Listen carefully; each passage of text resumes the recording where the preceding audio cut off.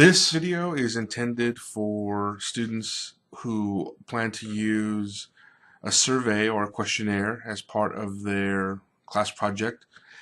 Um, a couple of, or two, three actually important comments before we even started specifically talking about our course.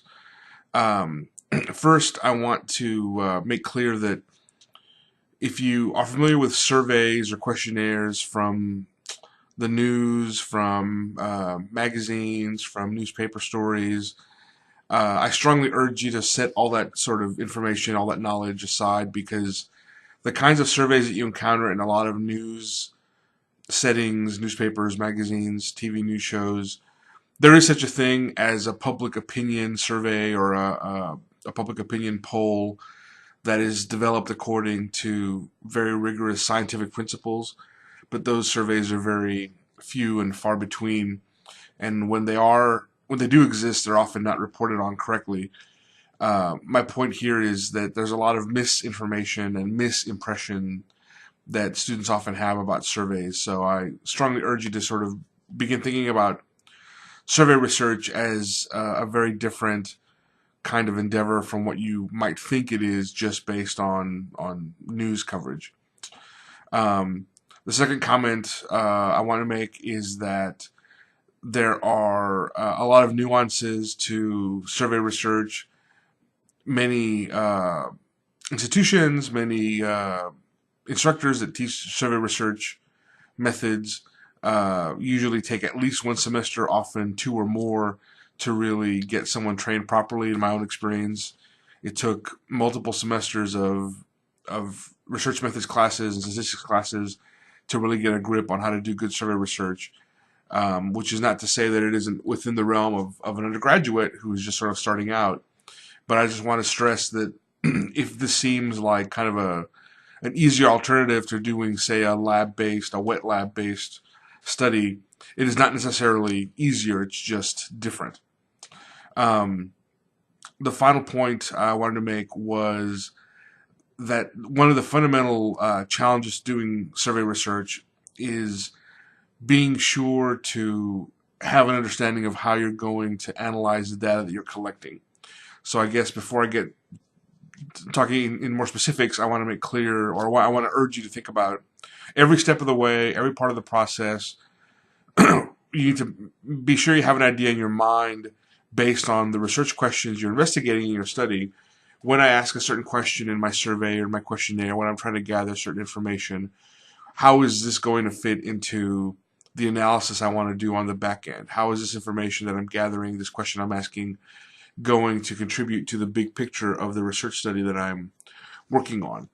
A very common rookie mistake, and I've made this mistake myself in years past when I was a student, is gathering information that doesn't end up taking you anywhere. Gathering information that ends up not being used in your study, that doesn't really contribute any sort of understanding. Then you're in a position of having spent a lot of time and effort gathering data that you don't use. And that's inefficient on your part and probably not a good use of your time. Again, I'm speaking from personal mistakes that I've made. Furthermore, we want to try and be respectful of the folks who are responding to our surveys, to our questionnaires. Responding to a survey is not like subjecting yourself to a clinical drug trial, for example. I acknowledge that, but nonetheless, you're asking another human being to give of their time to perhaps expose their opinion, their attitude, their behavior to someone else for analysis, and that can be a challenging thing for some individuals. So be respectful of your respondents by not asking questions, not seeking out data that you're going to end up not using or that will not contribute to your research, to answering your research questions. And also, again, when you try and gather information that you're not going to use, it's not a productive use of your time. All right, with all these caveats aside, then let me go ahead and begin a very brief, very, very cursory introduction to survey research.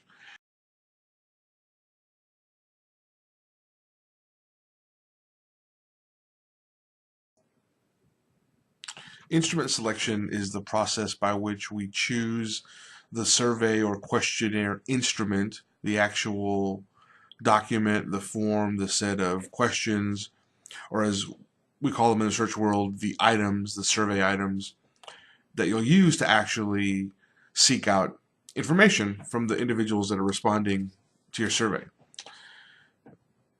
In this space, I don't have enough time to give you a crash course on developing surveys.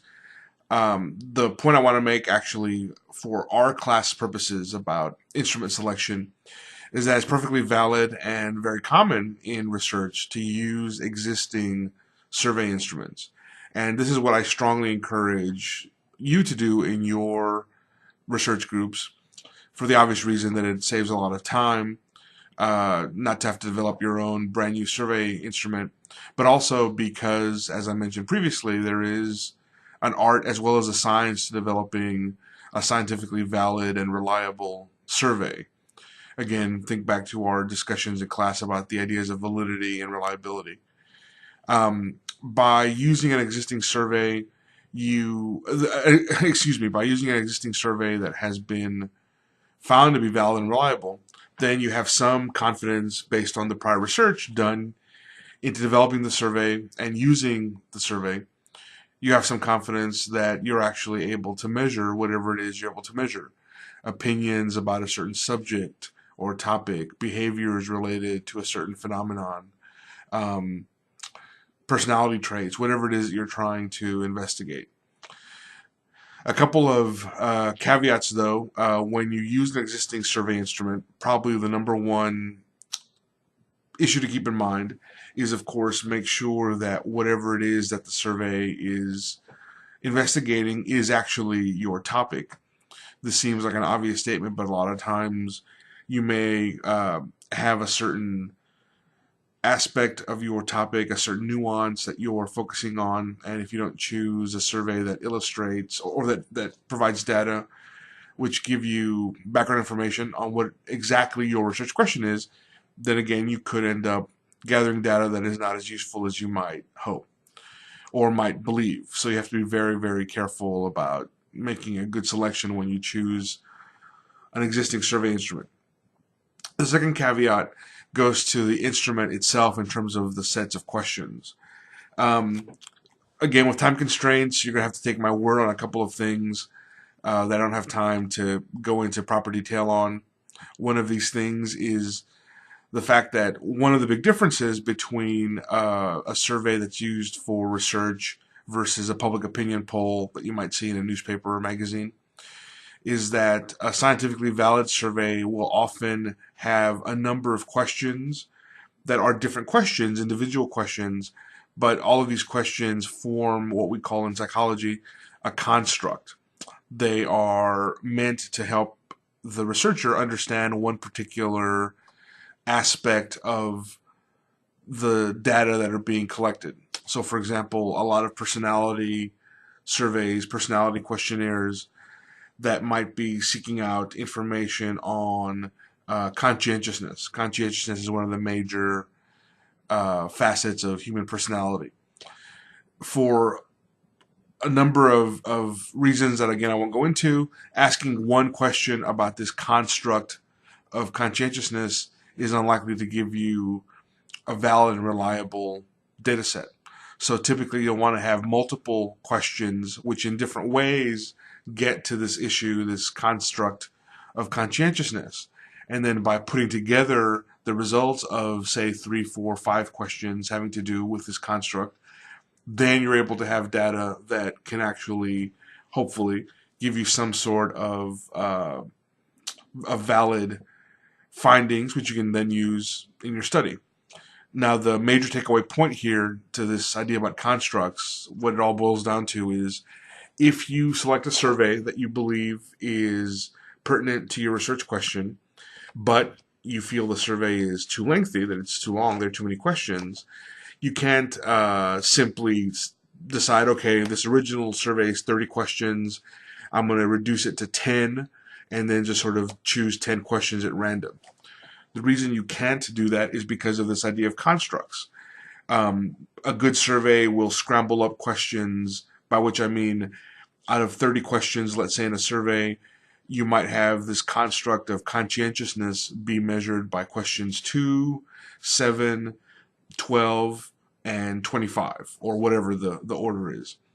So if you're trying to shorten a survey by randomly selecting questions, the odds are good that you're probably going to choose questions that are not closely related, which means on the back end you may not be able to do a good analysis because you shortened the survey, you chose some questions over others without understanding the way in which each of those questions you chose is intended to help you understand a bigger construct. I understand there's a lot of technical information, but if you feel a little shaky, I urge you to rewind the video and watch my explanation again, because this is a very key point. And also, this is one of the things that I will ask you when you do your research proposal. If you're using a survey, I'm going to ask you very pointed questions about where did you select, where did you find the survey, how did you select it, how did you decide upon how many questions to use if you are not using the original number of questions, and how did you ensure that the questions you did select from the original version of the survey are actually all measuring the same construct. I can give you some more pointers about this offline if you need to talk to me directly about it. But typically a good survey that has been made available by its creators for the use of other researchers will include a description of the constructs that are being measured and which questions measure which construct.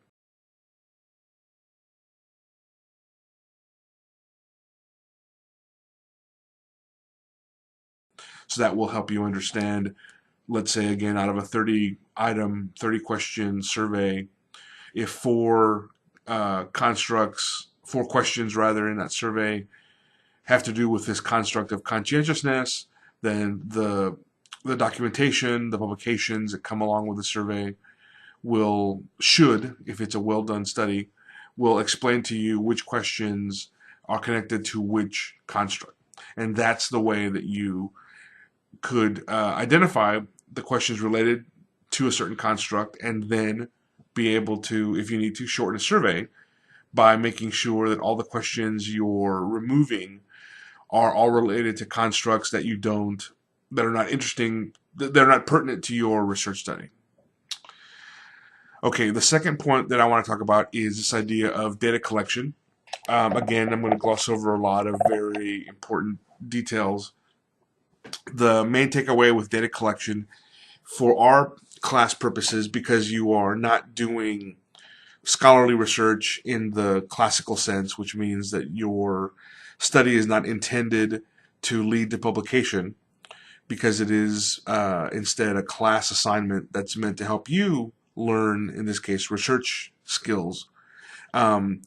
There are some steps you would not need to go through that you would have to go through in a regular research study. However, the major point you do need to think about and keep in mind as part of this class project is the idea of consent, which we've discussed previously when we're talking about research ethics.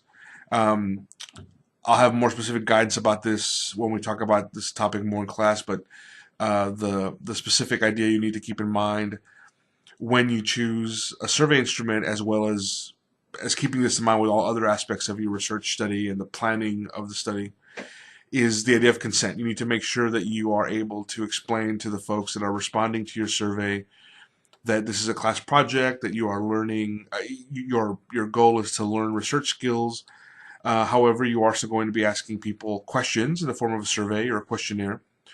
And so you will be gathering information, and individuals, of course, have a right to refuse to participate, which will probably happen in some cases, and that's fine.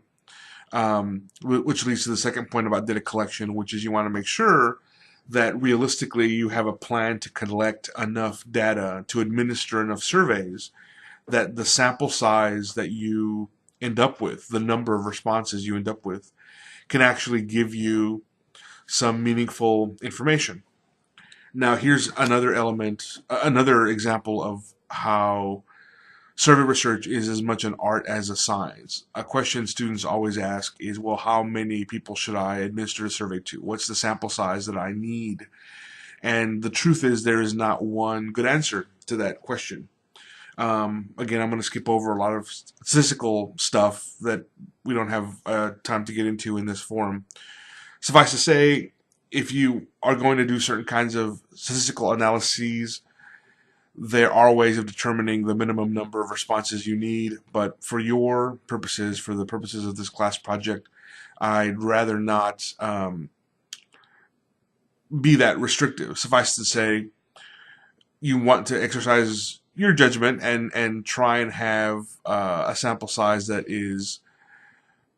gives you a realistic picture of whatever phenomenon or situation you're looking at. Very, very roughly speaking, a survey that has about 30 responses, give or take a couple of responses, and that also is based on how many questions you might be asking. But let's say an 8 to 12 question survey, I would expect about 30 responses, depending on what the topic is, of course, but shooting for 30 responses is probably a pretty good round number, and also probably an appropriate expectation for a class project like this. So that's sort of my takeaway, the advice that I offer on that. Final point about survey research, and this is going to be very, very brief because I'd rather do a separate video later for those of you that have decided upon doing a survey-based study. The final part of survey research is data analysis. Again, this can get into very complicated areas, but the couple of points I wanted to offer on this score is, first, you want to have some idea of how to make sense of your responses. I've seen a lot of bad survey questions where, for example, you use what is called a double-barreled question. You ask a question that implies that you or the respondent should be able to give one answer to one question. But in reality, the question is asking about more than one thing, and so it becomes very complicated and difficult to understand really what exactly you're asking. And again, from my personal experience, as well as from the research on the use of surveys in science, respondents are typically very reluctant to appear ignorant in front of researchers. Folks are not comfortable coming to you and saying, I don't understand this question, I need you to explain it to me. That will typically not happen. Instead, people will guess and take a crack at answering a question without having any kind of interaction with you as the researcher. So this means that if someone is answering a question they don't truly understand, obviously the data that's coming out of that is not going to be very reliable because you don't know what question people were answering. There's a question on the page, there's a question in the survey, but if in the respondent's mind there was another question they were responding to, then that can make the analysis very difficult. I think that's probably all I want to say about the analysis at this stage, but have in mind, basically, I guess, long story short, as you decide which questions of an existing survey you want to use, have in mind what is it about the responses to these questions that I would report, that I would discuss as part of my findings. If you're asking people about their opinion, their personal opinion about a certain thing, that might be reported in a different way or with a different kind of emphasis from questions that are focused on behaviors. How frequently do you do this? How often do you do that? If you're asking people for questions, or you're asking questions regarding some kind of personal knowledge, skill, how familiar are you with X? How comfortable are you with Y? Again, based on your research questions, you may report those data in different ways. It's hard to give you more precise guidance without getting into details and also obviously not knowing necessarily your specific research question. But again, the point that I'm making here is you want to be mindful of all these things as you go forward with your research study. All right, I hope this this very, very brief overview has been helpful for you. I'll see you in class.